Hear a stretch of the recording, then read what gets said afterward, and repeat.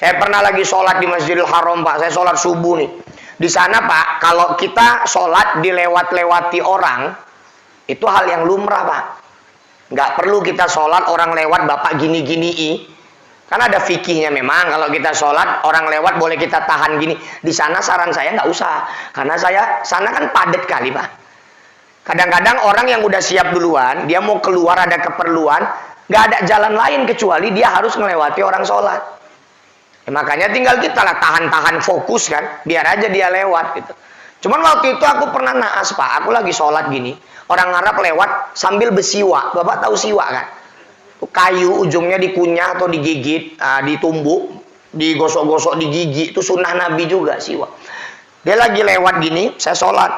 Naasnya, dia siap bersiwaknya pas ngelewati aku sholat, Pak. Yang kurang ajarnya wawa Arab ini, dibuangnya siwak bekas giginya di tempat sujudku.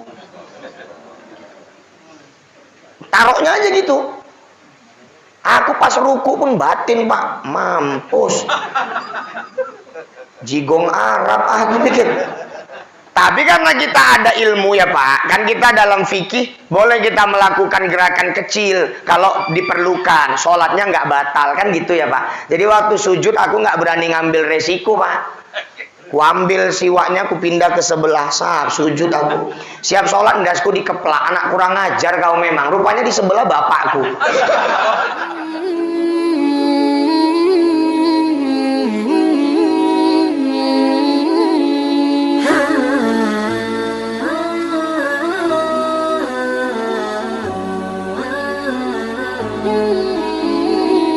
Bismillahirrahmanirrahim. Assalamualaikum warahmatullahi wabarakatuh. Liyutammima makarimal akhlaq. Wassalatu wassalamu ala Rasulillah wa ala alihi wa ashabihi wa mawalah, amma ba'd. Qala Allah Ta'ala fil Qur'anil Karim, a'udzu billahi minasy syaithanir rajim. Bismillahirrahmanirrahim. Qul in kuntum tuhibbunallaha fattabi'uni yuhibbukumullah wa yaghfir lakum dhunubakum wallahu ghafurur rahim. Wa qala Rasulullah sallallahu alaihi wasallam fi haditsihi, man ahya sunnati faqad ahabbani wa man ahabbani kana ma'ya fil jannah. Sadaqallahul azim wa sadaqa rasuluhun nabiyyul karim. Wa nahnu ala dhalika minasyahidin wasyakirin walhamdulillahi rabbil alamin. Yang terhormat Ketua FKSMM Al-Ustaz Al-Mukarram Muhammad Hendro SPDI.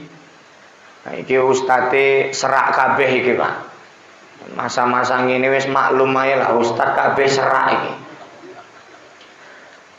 Kemudian segenap pengurus Badan Kemakmuran Mushola Al-Ikhlas yang kami muliakan, Bapak-bapak, seluruh orang-orang tua saya, jamaah keluarga besar FKSMM yang dimuliakan oleh Allah Subhanahu wa taala. Sejak tanggal 19 Oktober yang lalu, bahkan sebelum tanggal 19, di mana-mana sudah banyak umat Islam, terkhusus di Indonesia, yang memperingati hari paling bersejarah bagi umat Islam, yaitu hari kelahiran manusia paling mulia di dunia, manusia paling agung. Beliau adalah Nabiuna Muhammad sallallahu alaihi wasallam. Walaupun kita palak kali kemarin, kok pemerintah suka-suka hati aja ngotak-ngatik hari merah kalau hari besar Islam. Muharram digeser juga satu hari. Maulid juga kemarin digeser dari 19 jadi 20. Sebetulnya bagi kita yang nggak ngaruh-ngaruh kalinya. Yang penting tetap bagi kita 12 Rabiul Awal. Muharram yang penting tetap bagi kita 1 Muharram. Suka-suka hati orang itulah mau ditukar-tukar. Cuman pertanyaannya, berani nggak orang tuh nukar Natal jadi 26 Desember? Berani nggak nukar 17 Agustus jadi 18 Agustus? Kenapa harus hari kita yang dikotak-katik? Masukkan aja Mas Edi, aku penjara lagu.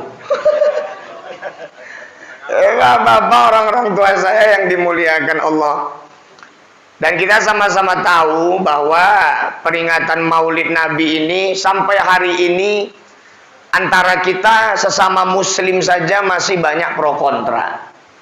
Ada yang setuju, ada yang tidak. Kita sering mendengar baik di sosial media maupun di YouTube, atau mungkin kita pernah berhadapan langsung dengan orangnya. Ada saja yang mengatakan bahwa maulid itu bid'ah, haram, dengan alasan tidak ada di zaman Nabi. Bahkan bukan hanya maulid, kalian wirid haram, nggak ada di zaman Nabi. Kalian tahlilan haram, nggak ada di zaman Nabi. Bapak jawab, muka kau haram, nggak ada di zaman Nabi, bilang. Orang yang menganggap maulid itu haram hanya orang yang menilai maulid dari mereknya saja. Kita Pak menilai sesuatu itu nggak boleh hanya dari merek, nggak boleh hanya dari sampul. Nek omongnya wong Jawa, don't judge a book by its cover. Jangan menilai buku dari sampulnya, tapi tengok isinya. Maulid gitu juga, jangan tengok dari mereknya, tapi tengok isi kegiatannya. Kayak istilahnya almarhum Ustadz Zainuddin MZ. Misalnya ada 2 minyak. Yang satu minyak babi, yang satu minyak onta. Minyak babi dimasukkan ke botol, dikasih merek cap onta. Minyak onta dimasukkan botol, dikasih merek cap babi. Di antara 2 minyak ini yang halal yang mana itu Pak? Yang halal itu tetap minyak onta walaupun capnya cap babi. Minyak babi walaupun cap onta, mau ontanya dipakai jubah, mau ontanya dikasih jenggot, dipakai lobe, dikasih tulisan bismillah di botolnya, minyak babi tetap haram. Jadi yang kita nilai bukan mereknya, tapi isinya. Maulid itu gitu juga. Mungkin istilah maulid nggak pernah ada di zaman Nabi, oke lah. Tapi isi kegiatan yang dilakukan setiap orang memperingati maulid, saya yakin dan percaya semuanya diperintahkan oleh Nabi. Betul nggak Pak? Kita kan kalau buat maulid bukan joget-joget Pak. Kita buat maulid bukan mabuk-mabuk, bukan bezina kita acara maulid. Semua acara maulid itu isi kegiatannya selama ini kita buat, itu semua perintah Allah, perintah Rasul. Kita datang, kumpul, jumpa bapak-bapak yang lain, kita salam-salaman. Kata Nabi, tasafahu yadhabil ghillu. Bersalaman itu menggugurkan dosa. Silaturahmi. Makanya aku di mana-mana ceramah aku bilang, Pak, jangan takut-takut salaman walaupun masih masa-masa kopat-kopit ini. Ini usia COVID di Indonesia udah 3 tahun lebih, Pak. Sempat kita dilarang salaman, nurut kita 3 tahun lebih. Berapa banyak kesempatan menggugurkan dosa yang kita tinggalkan. Aku yang lebih palaknya lagi Pak, ada pula orang yang pandai-pandian ngerubah gaya salaman. Ya aku lebih palak lagi. Orang kalau nggak mau salaman ya gini aja sekalian ya nggak apa-apa. Kenapa harus gini? Harus gini juga. Ada pula pakai siku salaman, ada pula salaman gini. Apa kalau salamannya gini virusnya nggak nempel? Lama-lama longor Pak, aku tengok. Makanya wajar kalau akhirnya umat Islam berburuk sangka, umat Islam suudzon, umat Islam mengira, menduga ini ada orang yang punya akal-akalan pelan-pelan pengen ngerubah tradisi salaman orang Islam. Wajar kita buruk sangka. Kalau nggak mau senggolan ya nggak usah sekalian, ngapain dikotak-katik dirubah-rubah. Silaturahmi, Nabi nyuruh, Nabi cinta dengan silaturahmi. Biasanya maulid acara kedua, pembacaan ayat suci Al-Quran. Ada orang baca Quran, kita dengarkan perintah Allah. Fa idza quri'al Qur'an fastami'u lahu wa ansitu la'allakum turhamun. Orang baca Quran, dengarkan, diam, Allah akan berikan rahmat.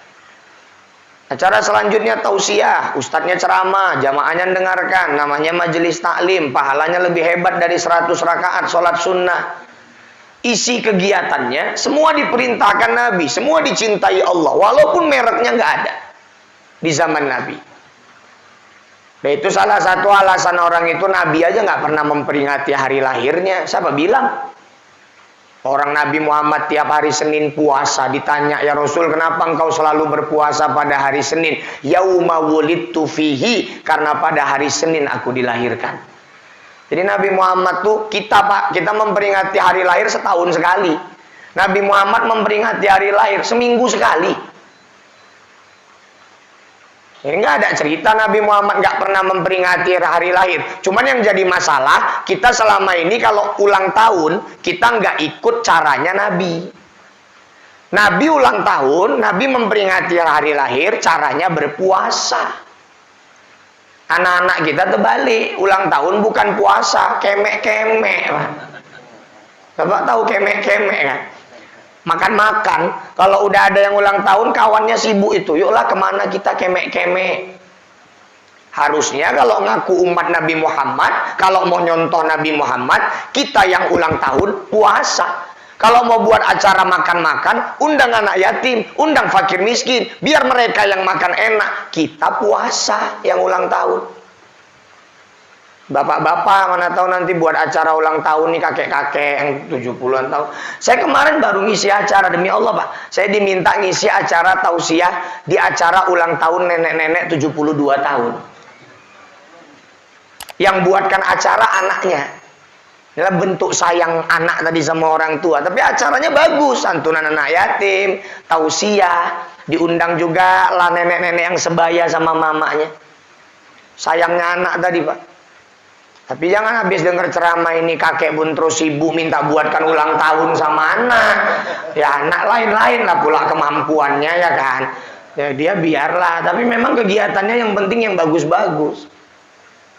Makanya saya ingatkan kita nggak usah ragu, nggak usah sanksi, nggak usah takut. Kita nih maulid apa nggak berdosa? Nggak usah sanksi. Selagi dalam kegiatan itu baik, isinya positif, diperintahkan Allah, diperintahkan Nabi, insya Allah semuanya diridhoi Allah.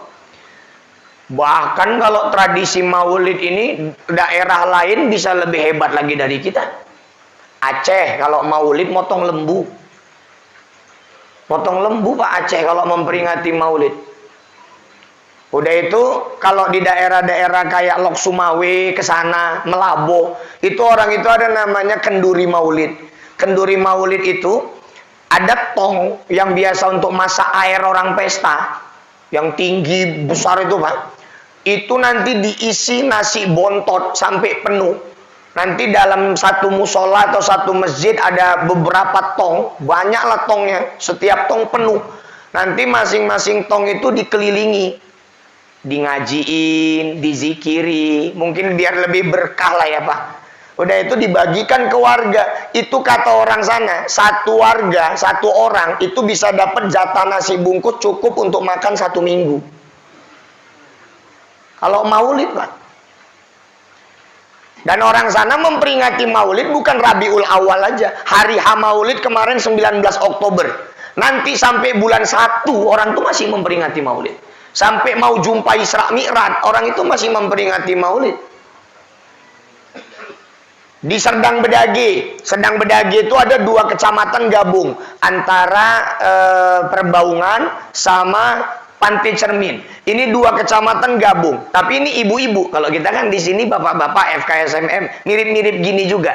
Di sana ibu-ibu, 2 kecamatan ini gabung semua perwiritannya. Di jumlah ada 36 perwiritan kalau nggak salah saya. Kalau udah masuk Rabiul Awal, orang itu 36 perwiritan nih Pak, bergilir jadi tuan rumah maulid tiap hari. Nanti hari ini tuan rumahnya, ustadznya suka hati tuan rumah lah siapa yang mau diundang. Jadi selama 36 hari, tiap hari ngadiri maulid. Ya kayak kita juga. Cuman orang tuh sana ibu-ibu. Jadi itulah menunjukkan bahwa kita cinta kepada Rasulullah. Peringatan Maulid ini bukti bahwa kita cinta kepada Nabi Muhammad.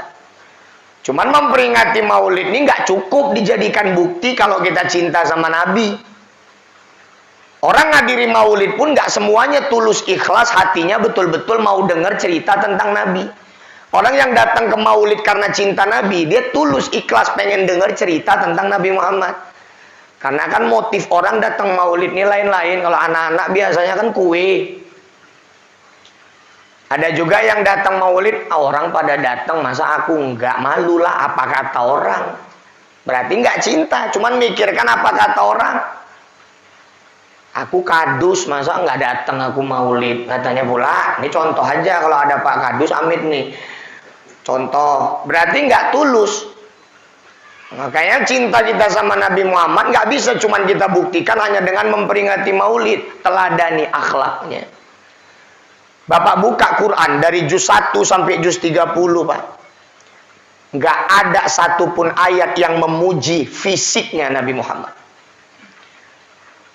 Dari juz 1 sampai juz 30, dari Al-Fatihah sampai An-Nas, nggak ada satupun ayat yang memuji ketampanan Nabi Muhammad. Tapi ada ayat dalam Al-Quran, Al-Qalam ayat 4. Wa innaka la'ala khuluqin azim. Yang dipuji oleh Allah dari Nabi Muhammad, wahai Muhammad, sesungguhnya engkau memiliki akhlak yang agung. Akhlaknya yang dipuji. Walaupun Nabi Muhammad ini manusia paling tampan yang pernah Allah ciptakan. Selama ini kita tahunya Nabi Yusuf yang paling ganteng. Ketampanan Nabi Yusuf hanya sepertiga dari ketampanan Nabi Muhammad. Nabi Muhammad manusia paling sempurna yang pernah Allah ciptakan. Tapi yang dipuji di Quran bukan fisiknya, akhlaknya. Dan Aisyah ketika ditanya, ya Aisyah, bagaimana akhlak Rasul? Kana khuluquhul Quran. Akhlak Rasulullah adalah Al-Quran. Apa yang dimaksud akhlak Rasul Al-Quran? Apa yang disuruh Quran Rasul buat? Apa yang dilarang Quran Rasul tinggal? Itulah yang dimaksud akhlaknya Al-Quran. Artinya, yang bisa punya akhlak Quran bukan hanya Nabi Muhammad. Kita pun bisa. Asalkan semua yang ada di Quran yang disuruh kita buat, yang dilarang kita tinggal, berarti akhlak kita akhlak Al-Quran. Bapak-bapak, orang-orang tua saya yang dimuliakan Allah, maka kita dekatkan diri dengan Al-Quran. Macam mana kita mau ngamalkan Al-Quran kalau membacanya aja nggak pernah? Membacanya aja nggak pernah, macam mana mau ngamalkannya? Kalaupun kita belum bisa jadi pengamal, paling tidak kita jadi pembaca. Kalau kita nggak bisa baca Arabnya, bodoh kita ngaji, baca terjemahannya. Amalkan dalam kehidupan sehari-hari. Apalagi kalau bisa ngafal. Oh, Masya Allah. Bapak-bapak yang anaknya ngafal Quran beruntung sekali. Nanti di surga Allah pasangkan jubah yang paling indah. Jubah kehormatan untuk orang tua yang anaknya hafal Al-Quran. Allah pasangkan mahkota yang terindah di atas kepala orang tua yang anaknya hafal Al-Quran. Pak, saya mau ceritakan ini mudah-mudahan memicu kita, mencambuk kita untuk menjadikan anak kita hafiz Quran. Baru-baru ini baru selesai seleksi tilawatil Quran tingkat nasional di Ternate, Maluku Utara. Juara pertama cabang 30 juz putra itu anak Kabupaten Langkat, asal Kecamatan Gebang, namanya Zahran Auzan. Peserta 30 juz putra itu Pak, kalau MTQ rata-rata anak udah kuliah atau minimal SMA. Tapi anak kita ini Zahran Auzan, dia mengalahkan abangan-abangannya, dia juara 1 nasional 30 juz, usianya masih 12 tahun. Allahu Akbar. 12 tahun, Pak. Bukan cuma ngafal, tapi hafalannya lebih lancar daripada orang-orang yang lebih dewasa daripada dia, berarti bacaannya juga lebih bagus daripada mereka. Juara 1 nasional. Kadang-kadang nggak masuk di otak kita, ya kan, Pak? Kita tengok di RCTI, anak umur 8 tahun, 9 tahun, udah bisa hafal Quran 30 juz, kadang di luar akal. Loh, dia mulai ngaji umur berapa ya? Dia mulai ngapal umur berapa? Kok umur segitu udah bisa 30 juz? Kita nggak masuk akal, kita merasa itu nggak masuk logika, karena kita lupa bahwa bayi dalam perut, dia sudah bisa mendengar suara-suara yang ada di luar perut. Makanya anak yang umur segitu udah hafal Quran, dari dalam perut mamanya dia udah mulai ngafal. Kan bayi dalam perut udah bisa dengar tuh Pak, suara-suara di luar perut. Makanya kalau istri bapak ada yang lagi hamil, tuh sering-sering putarkan ayat-ayat Quran. Jadi dia dengar dalam perut, sehingga terekam dalam otaknya. Nanti dia lahir, dia tumbuh, dia mulai ngafal. Kalimat-kalimat Quran itu sudah tidak asing lagi di telinganya, di otaknya, ngafalnya lebih mudah. Kan kita kalau ngafal Pak lebih mudah dari pendengaran daripada lewat baca. Betul nggak? Kita kalau ngapal baca, kita bayangkan tulisannya lebih susah daripada kita ngapal lewat pendengaran. Makanya kalau ditanya, Bapak lebih mudah ngapal surah An-Nisa apa Yasin? Apa? Lebih mudah ngapal surah An-Nisa atau Yasin, Bapak? Yasin. Apa alasannya? Karena sering didengar, karena sering dibaca, terutama sering didengar. Cuman yang jadi masalah, Pak, kalau kita ngapal sesuatu hanya karena pendengaran, yang jadi masalah kelemahannya apa? Orang salah, awak ikut salah. Ini sering kejadian, Pak. Misalnya, kayak ada orang baca surah Al-Ikhlas. Ayat pertama sama ayat keduanya disambung. Ini sering. Orang salah, dia ikut salah. Karena dia ngapalnya, karena dengar orang. Kan sering orang baca Al-Ikhlas gini. Bismillahirrahmanirrahim. Qul huwallahu ahadu lillahus samad. Salah besar. Dia baca lillah. Yang betul apa? Qul huwallahu ahadun lillahus samad. Selama ini karena kita dengar, kita pun samar-samar. Karena yang lebih familiar, yang lebih terkenal di kuping kita kalimat lillah daripada nillah, jadi kita pikir itu lillah. Sehingga kita baca qul huwallahu ahadu lillahus samad. Salah. Yang betul nillah. Memang ngafal pakai pendengaran resikonya itu. Orang salah, awak ikut salah. Kadang pun ada yang baca Al-Fatihah. Am-amta alaihim. Am-amta ulah. Tapi kalau kita pandai baca, kita ngafal juga lewat membaca, itu kita tahu tulisannya macam mana. Yang ini huruf H kecil apa H besar, yang ini za, ja, za atau yang mana, kita tahu. Maka pelajari Al-Quran, Pak. Walaupun udah tua jangan malu-malu ngaji, karena Bapak akan jadi imam sholat. Paling tidak di rumah sendiri mengimami istri, mengimami anak. Semua ulama sepakat sholat berjamaah yang diimami oleh orang yang bacaannya rusak, maka sholatnya batal. Semua ulama sepakat. Makanya kita semua pantaskan diri untuk menjadi imam. Belajar terus tajwid. Pelajari terus Al-Quran. Nggak pandang usia. Orang yang belajar Quran, dia baca Quran. Salah bacaannya. Tapi dia mau belajar. Maka dia tidak dapat dosa dari kesalahannya. Orang yang baca Quran, Pak. Bacaan Qurannya bagus. Wa huwa mahirun fihi. Baca Qurannya bagus. Dia dapat 2 pahala. 1 pahala baca Qurannya, 1 pahala kebenaran baca Qurannya. Orang yang baca Quran, dia baca Qurannya salah, tapi dia belajar, dia tetap dapat pahala 1. Dia nggak dapat dosa, dia dapat pahala 1 karena dia tetap mau belajar. Tapi kalau ada orang imam bacaannya berselema, udah siap sholat, ditegurlah sama Ustaz Hendro, Pak, mohon maaf ya Pak ya. Tadi menurut saya Bapak ini salah Fatihahnya Pak. Harusnya itu bukan Hamzah Pak, itu bukan A, itu A Pak, Ain. Datang dia, ala Ustaz, aku udah berapa tahun imam di musola ini Ustaz, nggak sosok paten Ustaz. Bertahun-tahun aku imam di sini nggak pernah ada ngeritik aku. Ustaz pula sok-sokan. Orang yang dikritik marah, itulah yang dapat dosa dari kesalahan baca Qur'annya. Dia tak terima masukan, dia tak mau belajar. Maka bapak-bapak, orang-orang tua saya yang dimuliakan Allah, akhlak Rasulullah adalah Al-Quran. Maka kita pelajari Al-Quran, kita pelajari isinya, kita amalkan dalam kehidupan kita sehari-hari. Pak, Rasulullah itu kita sama-sama sering dengar turun diutus liyutammima makarimal akhlaq, untuk menyempurnakan akhlak. Dan kenapa Rasul diturunkan di Mekah? Karena memang Mekah dulu luar biasa kali bejatnya, Pak. Masa jahiliyah tuh Mekah luar biasa kali kurang ajarnya akhlaknya.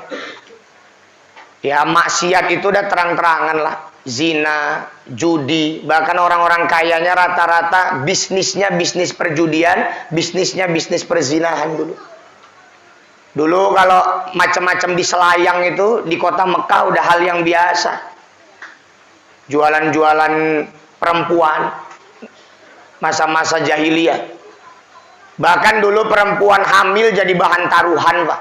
Lewat perempuan hamil, kau tebak coba, dalamnya laki-laki apa perempuan? Aku laki-laki, aku perempuan. Dibedah hidup-hidup. Yang menang dapat uang taruhan. Gak ada harganya perempuan dulu masa jahiliyah. Tapi setelah Rasul diutus pun, Pak, sisa-sisa jahiliyah sampai sekarang masih ada. Walaupun Nabi udah diutus, di Mekah itu, di Madinah pun, sisa-sisa jahiliyah masih ada. Jangan Bapak pikir walaupun Mekah, Madinah, tanah suci orangnya udah pasti baik-baik semua, salah besar Bapak. Justru tempat itu semakin dia tempat ibadah, iblisnya pun yang menggoda semakin kuat. Saya kan ada travel umroh, Pak, berkali-kali, beberapa kali lah bimbing jamaah ke sana. Jadi saya kalau karakter orang Arab nih sedikit banyak ngerti lah. Setiap bawa jamaah umroh, Pak, nggak pernah absen. Selalu ada jamaah yang kecopetan, nggak pernah absen tuh. Pasti ada, Pak. Ini pelajaran juga untuk Bapak, siapa tahu murah rezeki nanti berangkat ke sana, tahu Bapak di mana-mana tempat Bapak harus hati-hati, harus waspada. Satu, kalau di Madinah itu Raudhah. Kita mau masuk ke taman surga, tempat yang paling sering dilalui oleh Nabi semasa hidup. Bagian dari taman surga, tempat diijabah doa. Orang ngantri panjangnya luar biasa. Tapi di tempat laki-laki memang biasanya nggak serawan di tempat perempuan. Tempat perempuan lebih rawan ini kecopetan. Seringkali itu jamaah pulang dari Raudhah, Ustaz, dompet saya hilang, Ustaz. Di mana Ibu taruh? Di tas, tiba-tiba dibuka udah nggak ada. Tas saya udah terbuka resletingnya. Padahal tanah suci, tanah haram. Banyak juga orang nggak takut sama Allah. Udah itu kalau kita membandingkan akhlak orang Indonesia sama orang Arab, orang Mekah. Ya sebetulnya kalau boleh jujur, kita ini lebih santun daripada orang itu, Pak. Ini satu contoh, Pak. Kita orang Indonesia tradisinya kalau ngelewati orang duduk, apalagi yang duduk ini lebih tua, kita biasanya kayak mana, Pak? Kita nunduk, turun tangan, amit ya wa, kan gitu. Di Arab mana ada amit ya wa? Orang Arab kalau jalan itu yang dangak gini aja, mana ada tunduk-tunduknya, Pak. Saya pernah lagi duduk di Masjid Nabawi, saya duduk di sini, di sebelah sini ada orang yang lain lah. Dari belakang orang Arab lewat dia dari sela-sela kami, Pak. Nah ini paha kami dilangkainya, kepalaku dijadikannya cagak, Pak. Coba Bapak bayangkanlah, kita orang Indonesia kepala ini paling fitrah ya kan, Pak? Paling pantang dipegang. Orang itu megang kepala udah biasa di sana. Di sini awak dipegang kepala awak bertumbuk pun jadi ya kan, Pak? Jadi cagak kepalaku, Pak. Aku waktu itu batin, Mak, ini kalau bukan kampungmu geleturkan juga kepala otak aku pikir. Geram kali. Adabnya kurang, Pak. Banding kita jauh lebih santun lah. Memang ada hadis Nabi juga yang menyatakan bahwa kita tidak boleh terlalu tunduk ketika melewati orang duduk. Terlalu tunduk tak boleh. Karena kita menghormati orang juga nggak boleh berlebihan. Yang berhak dihormati secara berlebihan hanya Allah. Yang berhak, kalau kita terlalu tunduk dikhawatirkan terkesan seperti menyembah. Tapi kita kan selama ini nggak terlalu nunduk. Kita agak turun sedikit aja, turun tangan. Saya pernah lagi sholat di Masjidil Haram, Pak. Saya sholat subuh nih. Di sana, Pak, kalau kita sholat dilewat-lewati orang, itu hal yang lumrah, Pak. Nggak perlu kita sholat orang lewat Bapak gini-gini. Kan ada fikihnya memang, kalau kita sholat, orang lewat boleh kita tahan gini. Di sana saran saya nggak usah. Karena sana kan padat kali, Pak. Kadang-kadang orang yang udah siap duluan, dia mau keluar ada keperluan, nggak ada jalan lain kecuali dia harus melewati orang sholat. Makanya tinggal kita lah tahan-tahan fokus kan, biar aja dia lewat gitu. Cuman waktu itu aku pernah naas, Pak. Aku lagi sholat gini, orang Arab lewat sambil bersiwak. Bapak tahu siwak kan? Kayu ujungnya dikunyah atau digigit, ditumbuk, digosok-gosok di gigi, itu sunnah Nabi juga siwak. Dia lagi lewat gini, saya sholat.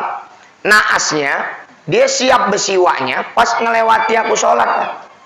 Yang kurang ajarnya wawa Arab ini, dibuangnya siwak bekas giginya di tempat sujudku. Taruhnya aja gitu. Aku pas ruku pun batin, Pak. Mampus.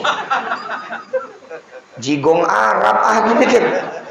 Tapi karena kita ada ilmu ya Pak, kan kita dalam fikih boleh kita melakukan gerakan kecil kalau diperlukan, sholatnya nggak batal kan gitu ya Pak. Jadi waktu sujud aku nggak berani ngambil resiko Pak. Ku ambil siwaknya, ku pindah ke sebelah, sujud aku. Siap sholat ndasku dikeplak, anak kurang ajar kau memang. Rupanya di sebelah bapakku. Kalau akhlak Pak, adab, sebetulnya kita lebih sopan, lebih santun. Saya pernah ditipu di Mekah Pak. Tanah suci, tanah haram, penipu pun ada. Konon lagi penipu, orang copet pun banyak kok ya kan. Saya pernah ditipu Pak. Saya waktu itu kebetulan umroh sudah dekat dengan hari ulang tahun pernikahan. Ceceknya romantis-romantis lah ini Pak ya kan.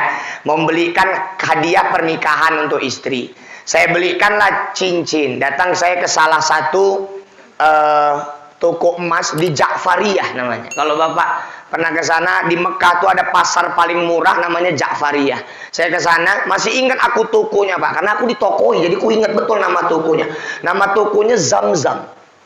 Di Ja'fariyah tuh ada toko emas namanya toko Zamzam. Bapak nanti ada lapang rezeki, jangan ke toko itu Pak, penipu tuh Pak. Jadi datang saya ke toko itu, saya tengok-tengok lah cincin itu. Ada pula satu yang cocok. Coba saya mau tengok yang ini, saya bilang. Dikeluarkannya. Saya coba di jari saya pun, pas nih untuk istri saya. Habis itu ditimbangnya Pak. Timbangannya itu posisinya di dalam steling. Mungkin ya, saya nggak tahu tujuannya apa. Tapi karena kejadian akhirnya saya ditipu. Wajar kalau saya berpikir mungkin kenapa timbangannya di dalam steling, supaya kalau kita nengok agak samar-samar gitu. Nggak terlalu jelas angka berapa gramnya. Mungkin ya, karena saya pun ujung-ujungnya kan ditipu. Udah, ditaruhnya di timbangan. Pas saya mau nengok berapa gram, itu cincin langsung diangkatnya Pak. Jadi kita nggak dikasihnya nengok timbangan itu berapa gram. Tapi namanya tanah suci, saya waktu itu masih husnuzon. Udah pas lah ini, nggak mungkin nokoh, orang tanah haram, orang Arab pula mana mungkin nokoh. Kupikir dibilangnya 4 gram katanya. Udah, saya karena udah cocok, uang saya nggak ada yang real Pak. Saya harus tukar uang dulu, uang saya rupiah semua. Saya bilang, bentar ya saya tukar uang dulu, pakai bahasa Arab lah komunikasinya ini. Dibilang dia, sini HP-mu katanya. Dia takut saya pergi ke toko lain.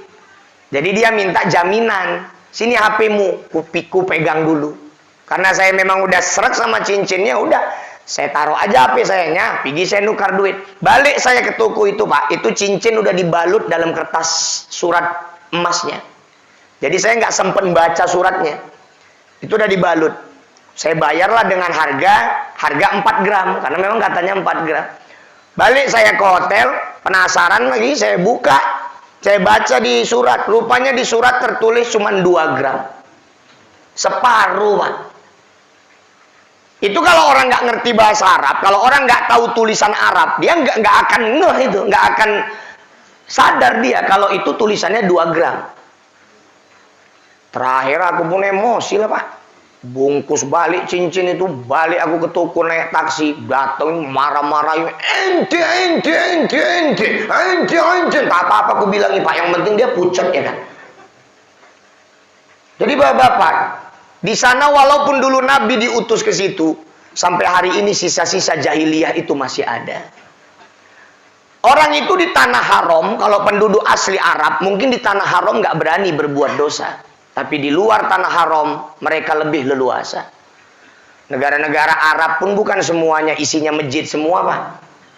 Bapak pergi ke Qatar misalnya, ke Abu Dhabi, negara Arab, diskotiknya bukan tanggung. Maka bapak-bapak, orang-orang tua saya, Nabi Muhammad itu turun untuk menyempurnakan akhlak. Dan alhamdulillah, ajaran-ajaran akhlak itu sampai kepada kita di Indonesia.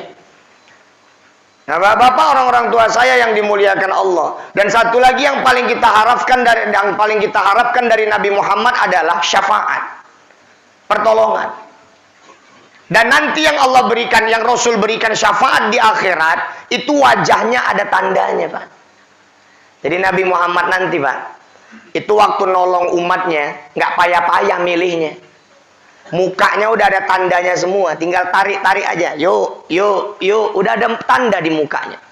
Apa tandanya, Ustadz? Simahum fi wujuhihim min atharis sujud. Wajahnya bersinar, wajahnya bercahaya karena dia rajin sujud.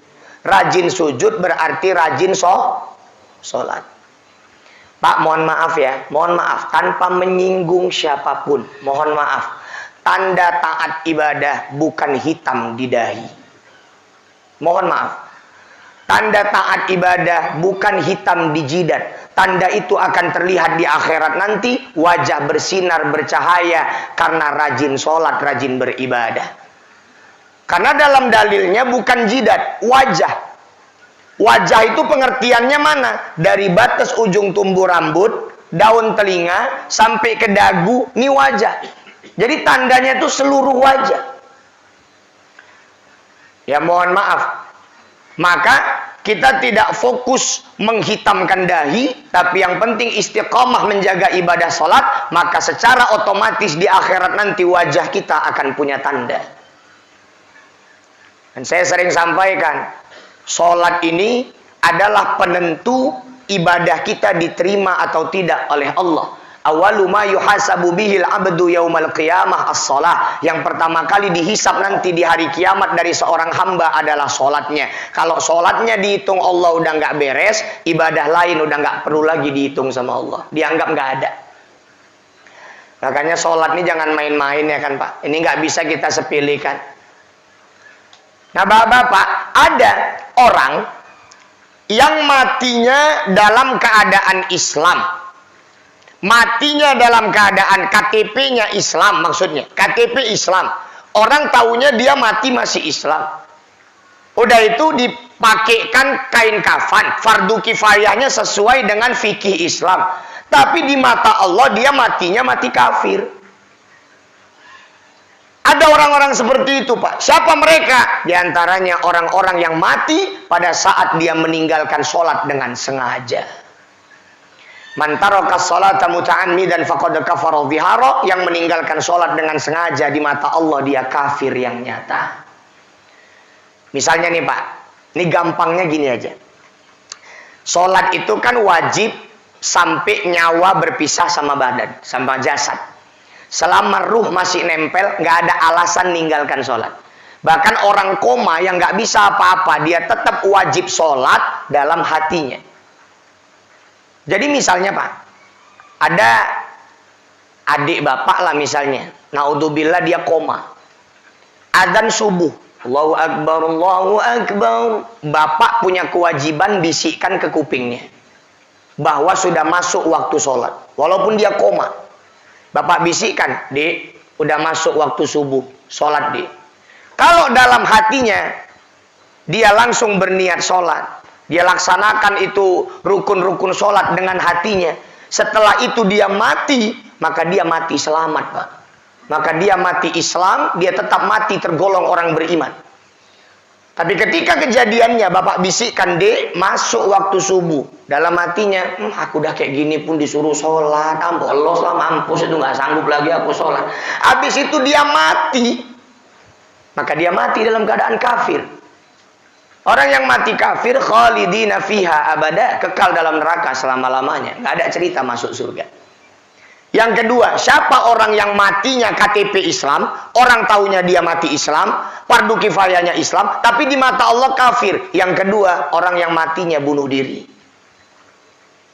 Saya pernah cerita kalau nggak salah, di kebun tempat saya tinggal, itu kan ada 4 afdeling. Afdeling 1, 2, 3, emplasmen. Itu, kalau emplasmen kan memang penduduknya tak ada, Pak.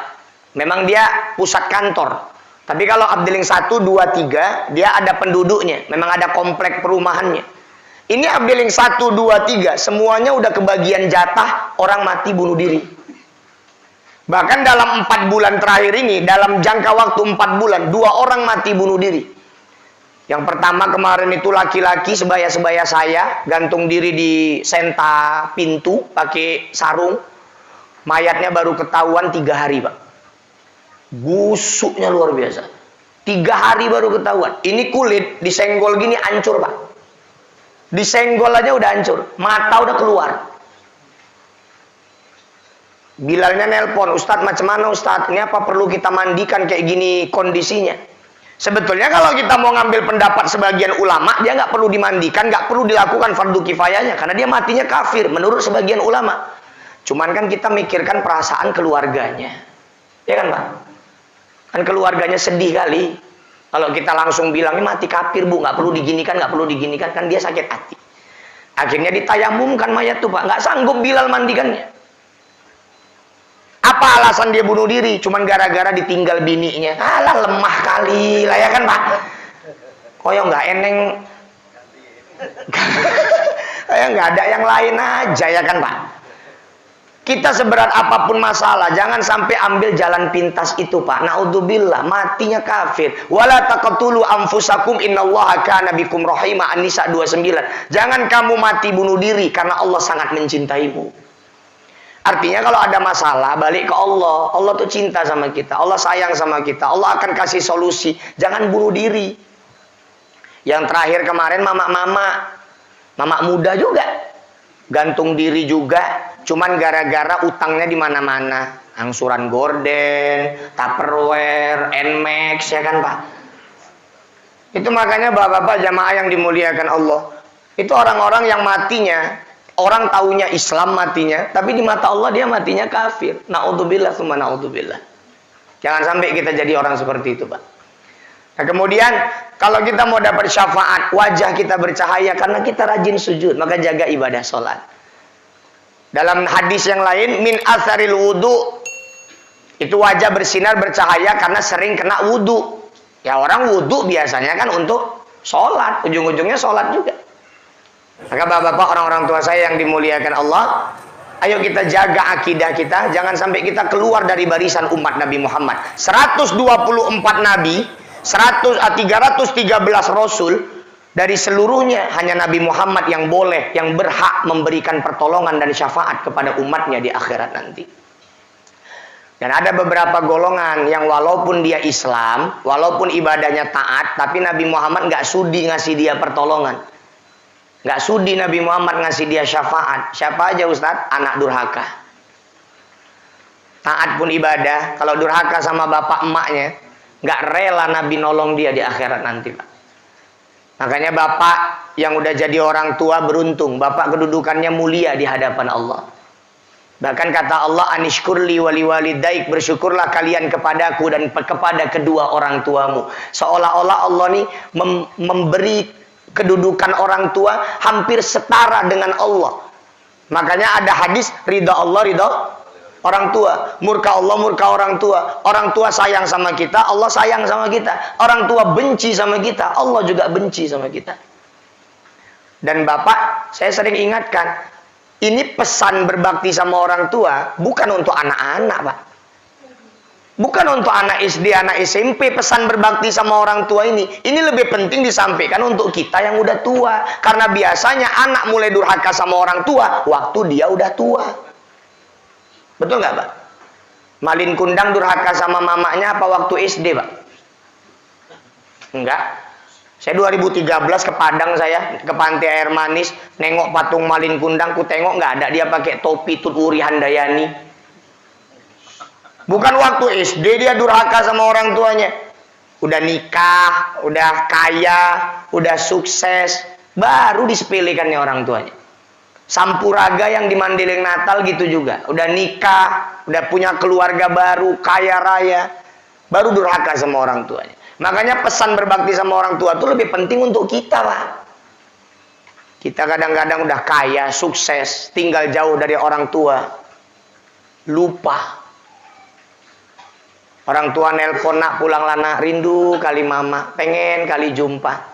Mama pun gak enak badan ini, sabar lah mak, masih sibuk nih, banyak urusan, banyak kerjaan, ada proyek ini itu, belum sempat. Pulang dia ke kampung nyesal seumur hidup, ditengoknya mamanya udah terbujur kaku jadi mayat.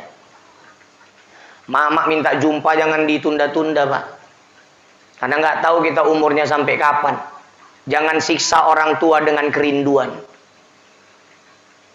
Pulang katanya pulang, sesibuk apapun. Karena dulu kita, Pak, waktu kita bayi, mama kita sesibuk apapun di dapur, sesibuk apapun di halaman. Kalau udah kita di kamar, oe, ditinggalkannya semua kerjaannya, didatanginya kita, ya kan Pak? Kita kadang-kadang lupa diri. Maka itu lebih perlu untuk kita. Berapa banyak orang yang setelah berumah tangga malah makin rusak hubungannya sama orang tuanya. Kadang-kadang yang punya penyakit mana? Istrinya. Ini saya tegaskan nih, Bapak sampaikan sama istri Bapak. Istri itu jangan pernah dia berani menyuruh suaminya untuk memilih, "Bang, kau pilih aku apa mamamu?" Jangan pernah istri berani-beraninya bilang gitu sama lakinya. Karena banyak istri ini cemburu sama mertua banyak, Pak. Kau bang kalau mamamu yang minta cepat kali kau ngasih. Tapi kalau aku yang minta payah kali kayaknya. Cemburu sama mertua. Harusnya istri itu mendukung suami meraih surganya. Karena suami surganya tetap di tapak kaki mamanya. Kalau dia setelah nikah surganya di bawah tapak kaki lakinya. Makanya bapak kalau disuruh milih, abang milih aku apa mamamu bang? Pigilah kau sana. Bungkus pakaianmu. Aku udah pasti milih mamaku. Kalau istri ngomong gitu Pak, nggak ada cerita. Kita surga tetap di tapak kaki mama, Pak. Makanya kadang-kadang rusak hubungan anak sama mama gara-gara istri. Pandai-pandailah kita mendidik istri.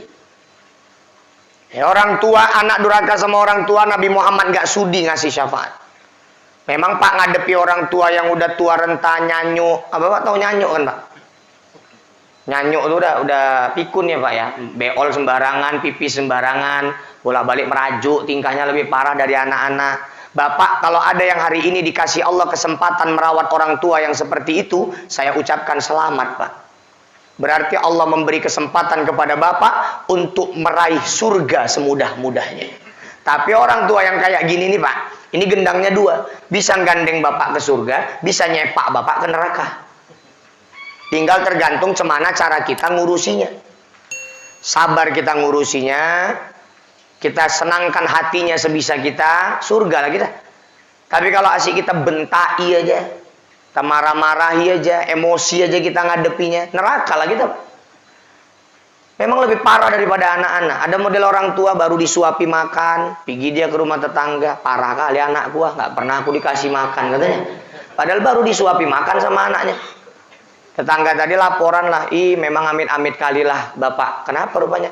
Kok kata mama bapak nggak ngasih makan dia 1 harian? Kalau bapak jawabannya, alah maklumlah namanya orang tua, mungkin dia lupa. Tadi udah aku kasih makan dia. Orang tua maklumi aja lah. Bapak surga.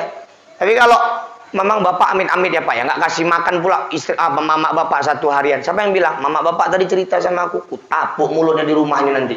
Penipu tuh, pembohong, kok aku dengar cakap mamaku tuh, neraka lah bapak. Ngadepinya nggak ada jalan lain, cuman satu, sabar. Kata Nabi, adab orang berzina, adab orang mabuk, adab orang berjudi Allah tunda sampai hari kiamat. Tapi adab anak durhaka nggak nunggu kiamat. Di dunia dapat, di akhirat dapat. Makanya cari dari ujung ke ujung dunia, dari ujung dunia ke ujung dunia cari, nggak akan ada anak durhaka hidupnya berkah. Nggak akan ada anak durhaka hidupnya senang. Di dunia dapat, di akhirat dapat. Yang kedua, siapa lagi golongan yang Nabi Muhammad nggak akan mau ngasih syafaat? Istri-istri durhaka sama suami. Siapa lagi golongan yang Nabi nggak mau ngasih syafaat? Orang-orang yang memutuskan silaturahmi. Jadi nggak ada artinya ibadah kita baik kalau muamalah kita buruk, Pak. Itu poinnya. Nggak ada gunanya kita baik ibadah, sholat nggak pernah bolong, tapi kita jelek hubungan kepada sesama manusia. Dan terakhir, siapa yang Nabi nggak mau ngasih syafaat? Orang-orang yang pelit. Dan sepelit-pelit manusia adalah orang yang ketika mendengarkan nama Nabi Muhammad, dia tidak mau mengucapkan sholawat. Maka ketika mendengarkan nama Nabi Muhammad, minimal kita mengucapkan sallallahu alaihi wasallam. Siapa yang paling rajin bersolawat kepadaku, dia yang akan mendapatkan syafaat, kata Nabi. Siapa bersolawat kepadaku 1 kali, Allah balas 10 kali. Maka bapak-bapak, orang-orang tua saya yang dimuliakan Allah, mudah-mudahan dengan kita semakin cinta kepada Nabi Muhammad, kita amalkan sunnah-sunnahnya, kita jadikan Quran dan sunnahnya sebagai pedoman hidup. Mudah-mudahan nanti kita ditolong, diberi syafaat oleh Nabi Muhammad, kita berkumpul bersama Nabi Muhammad di dalam surga Jannatul Naim. Amin. Amin ya rabbal alamin. Mudah-mudahan apa yang saya sampaikan walaupun tidak banyak bisa bermanfaat. Kita ketemu lagi lain waktu, lain kesempatan. Ilal liqa. Assalamualaikum warahmatullahi wabarakatuh. Waalaikumsalam warahmatullahi wabarakatuh. Alhamdulillah baru saja